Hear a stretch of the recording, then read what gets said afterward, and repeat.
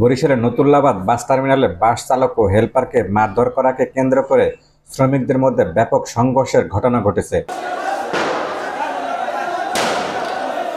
এতে অন্তত 15 জন আহত হয়েছেন। এ সময় 2 ঘন্টা বন্ধ থাকে ঢাকা বরিশাল মহাসড়কে যান চলাচল। এই ঘটনায় বাস মালিক সমিতির সভাপতির দিকে অভিযোগের তীর শ্রমিকদের। ওই গাড়িটা রাস্তা থেকে আসতেছিল, তাই আসার পথে ওই মোটরসাইকেল রাস্তার পাশ দিয়ে চালাইতেছিল, তখন ওই গাড়ির ড্রাইভার হরেন দিছে।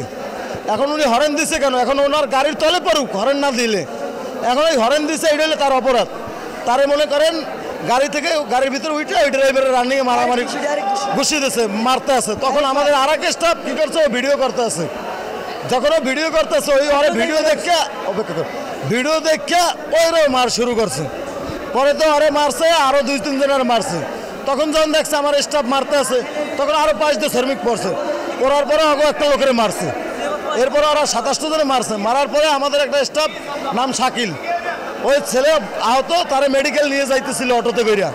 তো অটোতে যাওয়ার পথে তারা মনে করেন হাতে মালে চৌমাথা বইয়া মোটরসাইকেল দিয়া ওই অটো অ্যাটাক করিয়া ওই মনে করেন অটোর ভিতরে ওই রুগীর পাশে যে 2-3 জন লোক ছিল তাদেরকে চৌমাথা বই মারিয়া তাদেরকে নামাই ধুয়ে চলে গেছে। আর এখন আমাদের পরিবহন শ্রমিক আহত আছে 4 জন। তবে অভিযোগ অস্বীকার করে দোষীদের আইনের আওতায় আনার কথা জানান সভাপতি অসীম দেওয়ান। চাষি ওই জায়গায় কোনো জ্ঞানজাম চাচ্ছি না আমরা। যদি কেউ আমাদের বহিরাগত আমাদের শ্রমিকের গায়ে হাত দেয়, আমরা আইনানুগভাবে সর্বোচ্চ বিচার তাকে করব এবং প্রশাসনের দৃষ্টি আকর্ষণ করছি। প্রশাসনের যে এটার ব্যাপারে অ্যাকশনে যায়, যে হোক এই স্থানে শ্রমিকের গায়ে যদি কেউ হাত দিয়ে থাকে, সে যে হোক, আমি হই, আমার বিচার হবে। এবং আমি শ্রমিক ইউনিয়নের পক্ষ থেকে আমি কঠোর বিচার করব যে আমার শ্রমিকের গায়ে যদি কেউ হাত দিয়ে থাকে। আমরা তদন্ত করতেছি, এখন উত্তেজিত চলতেছে। এটা থামার পরে আমি তদন্ত করতেছি, যে জড়িত হবো, বহিরাগত হোক আর শ্রমিক বিরুদ্ধ হোক, আমি এটা আমার সর্বোচ্চ চেষ্টা আমি করব যাতে এটা বিচার করার জন্য। আর তদন্ত করে ব্যবস্থা নেওয়ার কথা জানিয়েছেন পুলিশ।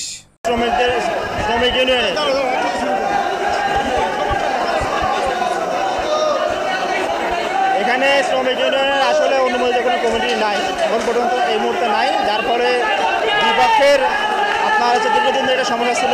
এখানে যে শ্রমিক ইউনিয়নের যে অফিস আছে, সেই অফিসটা দীর্ঘদিন ধরে বন্ধ ছিল।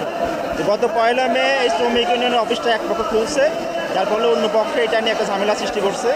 আর আজকে হচ্ছে তুচ্ছ একটা ঘটনা নিয়ে দুই পক্ষের মধ্যে বিভিন্ন এইখানে বাসস্ট্যান্ডের মধ্যে কয়েক দফা তাদের মধ্যে একটা সংঘর্ষ হয়েছে। পরবর্তীতে আমাদের অতিরিক্ত পুলিশ পরিস্থিতি নিয়ন্ত্রণ করে, তারা কয়েকবার রাস্তা ব্যারিকেড দেওয়ার চেষ্টা করছে।